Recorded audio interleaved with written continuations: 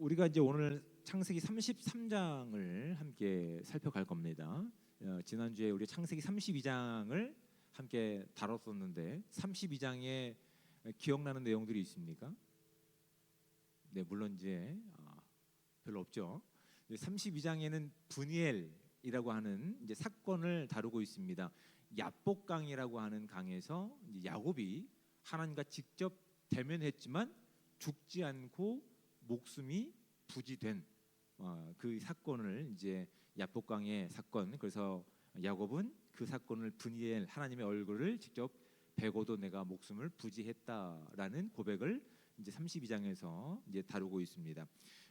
그리고 이제 32장 31절의 말씀을 보시면 그가 브니엘을 지날 때 해가 돋았고라고 되어 있습니다. 그러니까 이게 밤새도록 씨름하고 이제 아침이 되어서 이제 결과가 나타나는 거죠. 내가 하나님과 겨루어서 목숨을 부지할 수 있었구나. 와, 얼마나 감사한 일인가.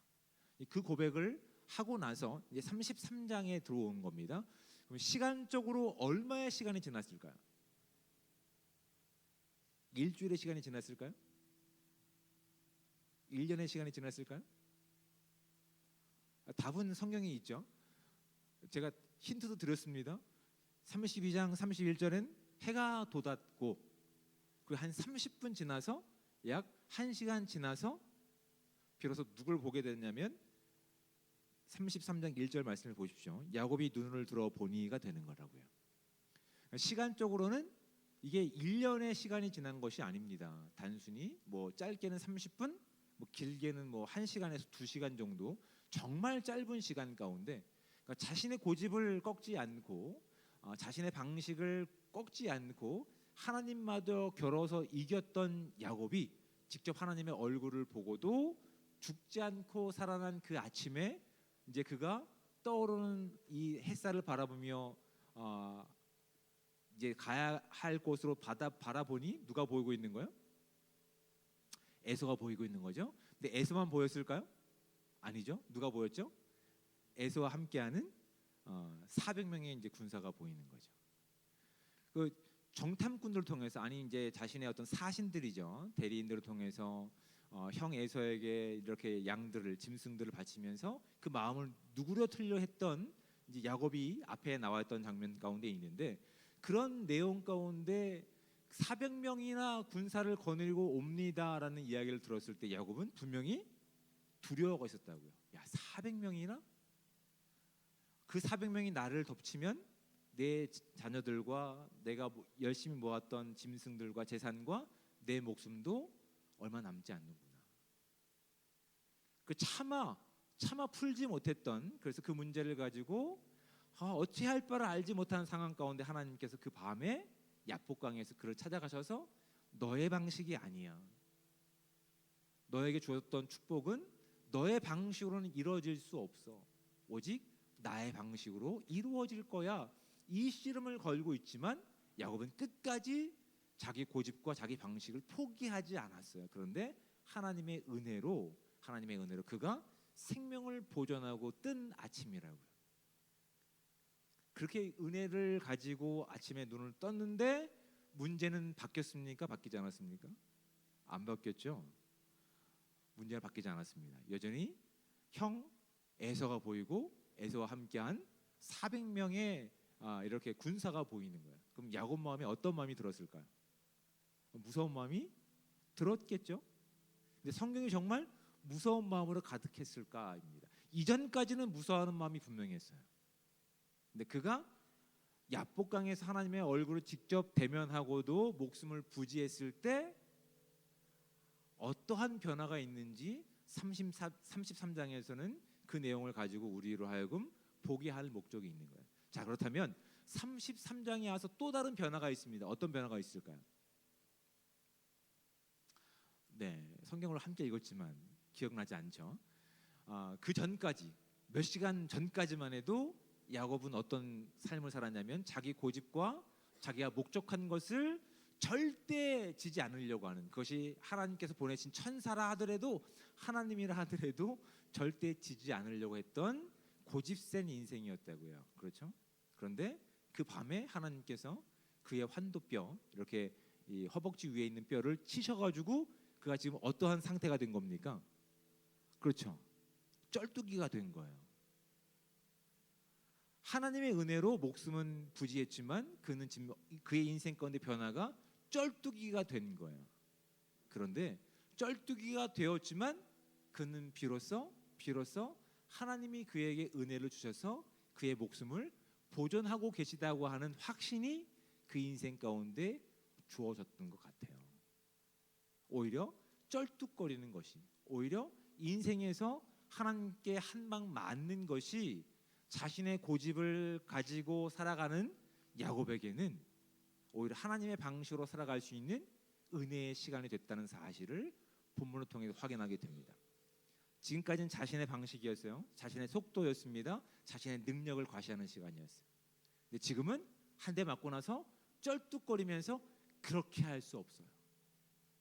400명의 군사와 함께하는 에서를 쩔뚝거리는 야곱이 상대할 수 있을까요? 없습니다. 하나님은 그 작은 가능성마저도 바꾸셨어요.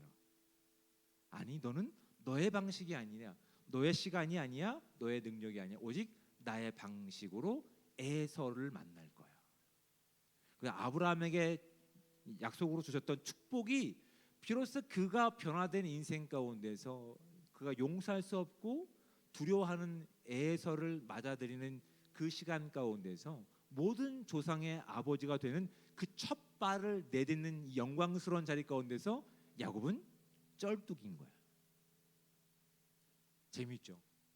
오히려 쩔뚝이가 됐을 때 모든 열방을 향한 첫 걸음을 걷게 된 역사의 흔적이 33장을 시작하는 시간 가운데 있는 거예요. 그렇죠? 근데 또 흥미로운 부분이 있습니다. 분명히 바뀐 부분이 있어요. 야곱은 바뀌었어요. 절뚝이가 되었고 자신의 방식과 시간이 아니라, 속도가 아니라 하나님의 시간과 방식과 속도로 이 문제를 풀어갈 겁니다. 그런데 여전히 바뀌지 않은 것들이 있어요. 어떤 것들이 있어요? 그 아침이라고요. 시간적으로 보면 긴 시간이 아니라 정말 짧은 시간이에요. 30분이라든지 아니면 1시간이나 2시간 안에 눈을 들어보니 뭐가 보이고 있는 거예요? 자신이 풀어야 될 숙제인 에서와 400명이 보이는 거예요. 그러니까 하나님께서 그 밤에 자신에게 주셨던 은혜는 부인할 수 없는 은혜지만 아직 그의 인생 가운데 무엇이 남아있냐면 세상에 자신의 방식이 남아있는 거예요. 그 말씀을 보십시오. 1절 말씀을 보십시오. 야곱이 눈을 들어보니 에서가 400명의 장정을 거느리고 오고 있는지라 그의 자식들을 나누어 레아와 라헬과 두 여종에게 맡기고. 여전히 그 마음 가운데 두려움은 남아 있었던 것 같아요. 그렇죠? 그러니까 본능적으로 어떻게 하고 있는 거예요? 본능적으로 또 나누고 있는 거예요. 본능적으로 가장 중요한 것은 제일 뒤로 놔두고 덜 중요한, 그래서 이를터라도 덜 속상한 것을 앞에 내세우고 가장 중요한 건 무엇일까요? 자신이 가장 사랑했던 라헬과 그의 자녀와 자신만 놔두고 앞에 보냈다고요. 막상 보내고 나니까 또 어떤 마음이 드는 거예요? 아니지, 이 방식이 아니지. 내가 몇 시간 전에 하나님과 겨루어서 만나서 목숨을 부지하는 은혜를 입었지. 그래서 어떻게 합니까? 그래서 자 3절 말씀을 보시죠. 자기는 그들 앞에서 나아가되라고 되어 있어요. 다 분배를 했지만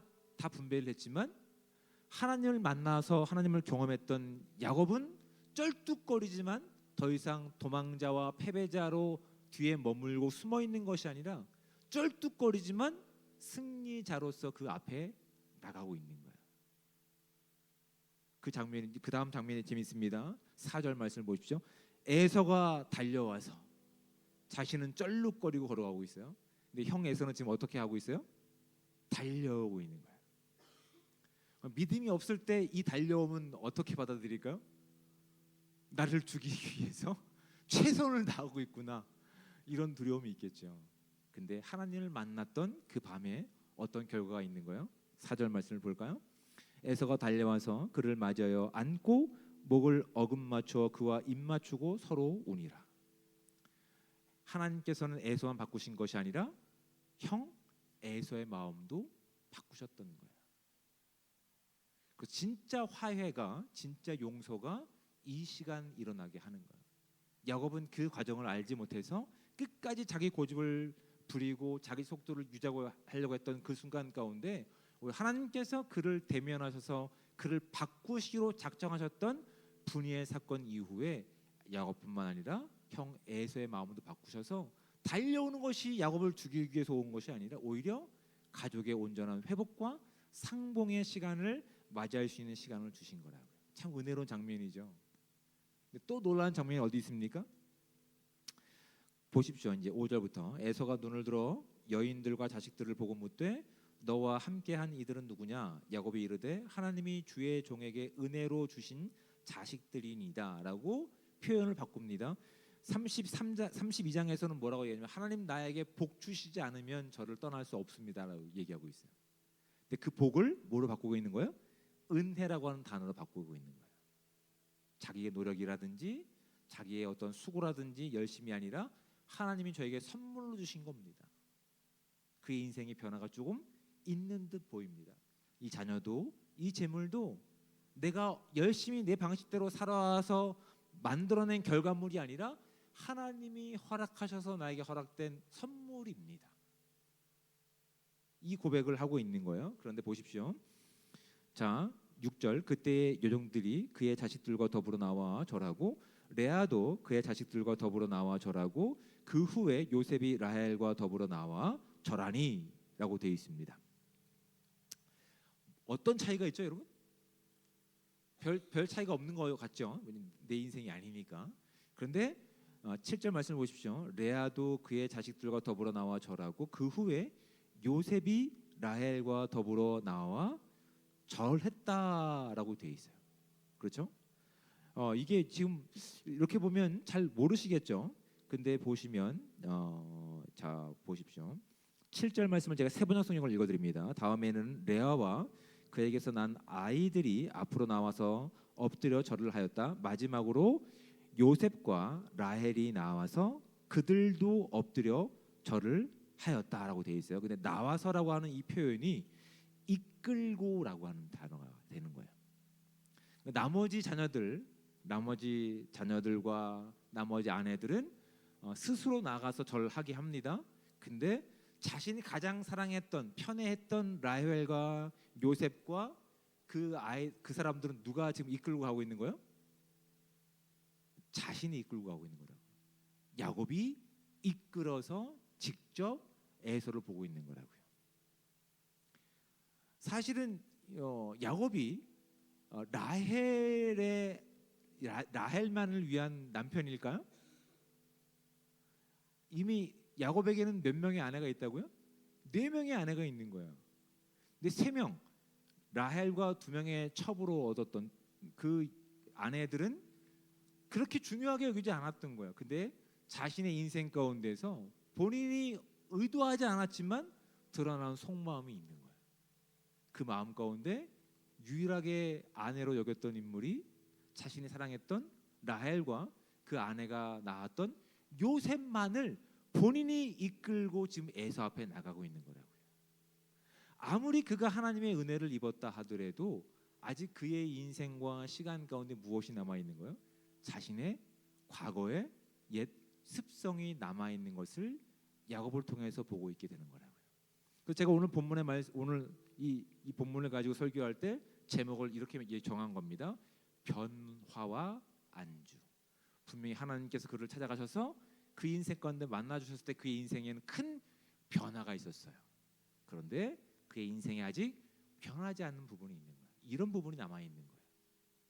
이런 부분도 변해서 진짜 아브라함의 복이 그에게 있어서 복이 되어야 되는데 아직 그의 인생 가운데 변하지 않는 부분이 있음을 성경은 놓치지 않고 우리로 알게 하고 있는 거예요.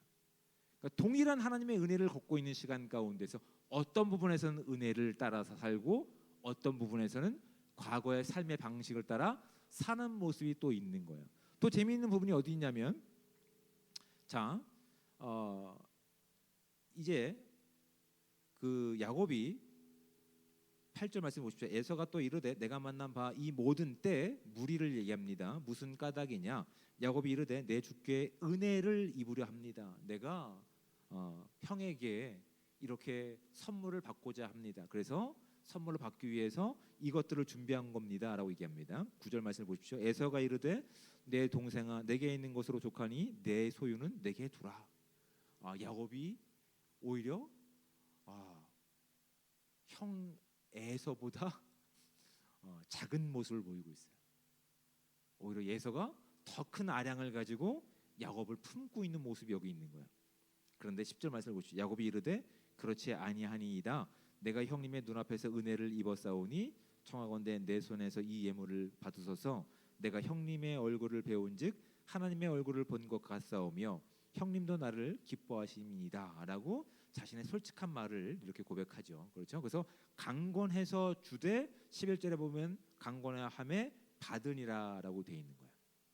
그리고 이제 에서는 야곱에게 한 가지 제안을 합니다. 그것이 12절 말씀이죠. 에서가 이르되 우리가 떠나자 내가 너와 동행하리라. 자, 이 말을 들었던 야곱의 선택은 어떤 선택을 할까요? 형 에서는 400명의 군사를 거느리고 쩔뚝거리는 동생 야곱과 그의 아내와 자녀들과 짐승들을 끌고 가는 입장 가운데 있어요. 보호해주겠다는 얘기예요. 그렇죠? 이 제안이 나쁜 제안이 아니잖아요. 그렇죠? 그런데 이 형의 제안 가운데 야곱은 뭐라고 얘기합니까? 13절 야곱이 그에게 이르되 내 주도 아시거니와 자식들은 연약하고 내게 있는 양떼와 소가 새끼를 데리고 있은즉 하루만 지나치게 멀면 모든 떼가 죽으리니라고 얘기합니다. 그 좋은 청을 정중히 거절합니다. 야곱이 이렇게 거절한 이유가 성경은 분명하게 밝히고 있지는 않습니다. 아마 이렇게 얘기하고 나중에 형이 바뀔 수 있을 거야. 아직 바뀌지 못한 본인의 모습을 투영시켜서 그렇게 이해한 것일 수도 있습니다. 또 다른 가능성은 뭐가 있을까요? 불과 몇 시간 전에 그가 누구를 만났습니까? 하나님을 만났어요. 그래서 자신을 보호하고 있는 존재는 형 에서가 아니라 누구라는 사실을 그가 그 인생 가운데 깊이 경험하게 된 거예요.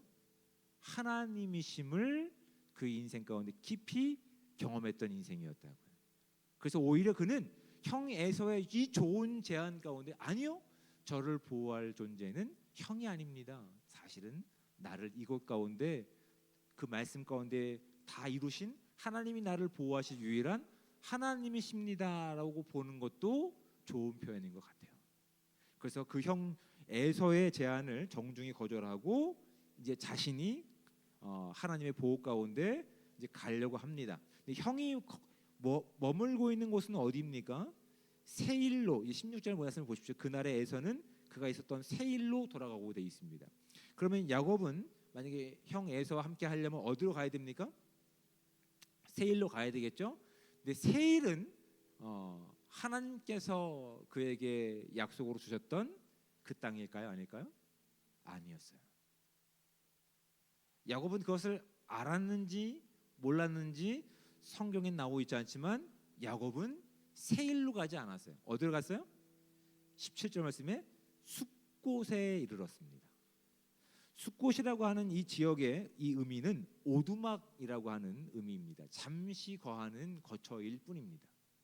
그러니까 그 밤에 불과 몇 시간 만에 야곱은 진짜 놀라운 경험을 했어요. 하나님의 사람과 씨름하고 목숨을 건지고 400명과 함께 오는 형 에서를 두려움 가운데 맞이했지만 눈물로 화해하고 상봉한 그 놀라운 감정이 뭔가 뒤섞여 있고 정리되지 않은 시간 가운데 우리의 바람 가운데는 가능하면 그가 하나님의 약속 가운데 그러면 어렵더라도 거기까지 갔으면 좋겠지만 그가 멈춘 곳이 어디입니까?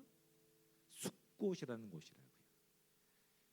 그러니까 형 에서의 보호가 아니라 하나님의 보호로 그가 선택하기로 작정했지만 어디까지 가는 것 하나님의 보호와 약속까지 가지 못하고 중간 숫곳에 머물렀던 야곱의 인생을 통해서 우리에게 도전하는 것들이 있는 거예요. 여러분 갈라디아서 2장 20절의 말씀 가운데는 어떤 말씀의 고백이 있냐면 내가 그리스도와 함께 십자가에 못 박혔나니 그런즉 이제는 내가 산 것이 아니라 내 안에 그리스도가 사는 것이다라고 하는 믿음의 고백을 한 우리의 신앙의 고백이 있어요. 마치 야복강에서 하나님과 겨루어 목숨을 부지했던 야곱의 모습과 동일하다고요. 하나님께 은혜를 입은 거예요. 사실은 죽은 목숨이었어요. 그렇죠? 근데 하나님께서 죽을 수밖에 없었던 그 인생 가운데 찾아오셔서 죽음을 예표하고 있는 십자가에서 우리의 예수 그리스도의 생명을 주신 그 은혜가 이제 믿음의 고백을 하고 있는 저와 여러분 야곱에게도 마찬가지죠. 있다고요. 있는데 분명히 그 은혜 가운데 그 은혜를 알고 있는 야곱의 인생에도 변화된 부분이 있지만 아직도 과거의 모습 가운데 그 약속으로 나가지 못하고 중간에 머문 모습도 우리 가운데 있음을 우리는 부인할 수가 없다고요. 그렇지만 우리가 믿음으로 가지고 걷지 못하는 부분이 무엇인지, 우리가 멈춰 있는 숲곳이 무엇인지를 진작에 고민해 보셔야 돼요. 다음번에 살펴볼 내용이 바로 이 숲곳에서 문제가 발생되는 거예요. 하나님께서 약속하셨던 그 땅으로 끝까지 신뢰하지 못하고 그것까지 나가지 못했던 그 인생 가운데서 결국 아직 해결하지 못했던, 아직 변화하지 못하고 현실과 안전 가운데 안주했던 인생 가운데 야곱의 가족에는 큰 위기가 닥친다고 하는 것이 이제 말씀을 읽어가는 우리 가운데 담겨 있는 겁니다. 네, 사도 바울처럼 오늘 사도 바울은 로마서 7장 24절 말씀 가운데 이렇게 얘기합니다. 오호라 나는 곤고한 사람이로다. 이 사망의 몸에서 누가 나를 건져내랴라는 고백을 하는 겁니다. 여전히 하나님의 은혜로 내 안에 그리스도가 살고 있지만 내 안에 불쑥불쑥 솟아오르는, 여전히 이 땅의 것에 안주하려고 하는, 여전히 이 땅에서 내가 내 시간과 내 속도와 내 능력으로 어찌하려고 했던 그 모습들이 불쑥불쑥 솟아오르는 나의 현실의 문제 가운데 사도 바울은 로마서 7장 24절에서 그렇게 인생의 고백을 하고 있는 거예요. 나는 정말 곤고한, 정말 피곤한 인생입니다. 여전히 내가 하나님의 생명을 가지고 있지만 이 여전히 사망의 습관이 나에게서 여전히 있습니다. 그러니 이 사망의 몸에서 누가 나를 건져내랴라는 믿음의 고백을 하고 있는 거라고요. 그리고 고린도전서 9장 26절 27절에서는 분명히 얘기합니다. 그러므로 나는 다름질하기를 향방 없는 것 같이 아니하고 싸우기를 허공을 치는 것 같이 아니하며 내가 내 몸을 쳐 복종하게 함은 내가 남에게 전파한 후에 자신이 도리어 버림을 당할까 두려워함이라. 이것이 하나님의 은혜를 경험했던 사람들이 우리가 고백해야 될 내용들이에요. 분명히 하나님의 은혜를 받았고 그로 인해서 변화된 우리의 인생이 있지만 그 여전히 그 약속 가운데 나가지 못하고 현실에 안주하는 것 가운데서 곤고한 인생임을 고백하고 우리가 다시 한번 하나님의 약속을 확인하고 주님이 기뻐하시는 그 길로 나가고 끝까지 순종할 수 있는 저와 여러분들 되시기를 주님의 축복을 드립니다. 우리의 시간 가운데 이것은 참 오랜 시간 걸릴 수도 있습니다. 하지만 하나님께서는 그렇게 오래 걸렸던 야곱도 하나님 기뻐하시는 믿음의 반열 가운데 세우신 우리의 아버지 되십니다. 그러니 그 약속을 믿고 우리의 현실에서 넘어서 하나님이 약속하신 그 약속을 믿고 그 약속의 땅으로 믿음을 향해 나갈 수 있는 복되고 귀한 삶이 저와 여러분 가운데 함께 하시기를 주님의 축복을 드립니다. 아멘.